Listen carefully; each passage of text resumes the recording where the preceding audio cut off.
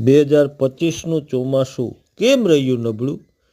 ભારતના ઘણા રાજ્યોમાં હજી નથી સંતોષકારક વરસાદ. ગુજરાતના પશ્ચિમ કાંઠાઓમાં નથી સંતોષકારક વરસાદ.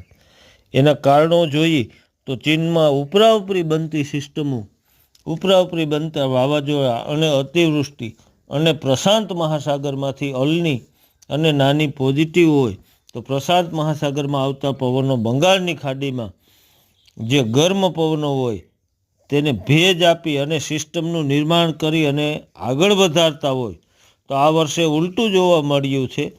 અરબી સમુદ્રનો ભેજ જે આફ્રિકન સાઇડથી આવતો હોય છે અને આગળ ભારતને ઓળંગી અને જાય છે બંગાળની ખાડીમાં, અને ત્યાં જે પ્રશાંત મહાસાગરમાં બનતી સિસ્ટમને સપોર્ટ કરે તો ભારતના ઘણા રાજ્યોમાં વરસાદનો અભાવ છે.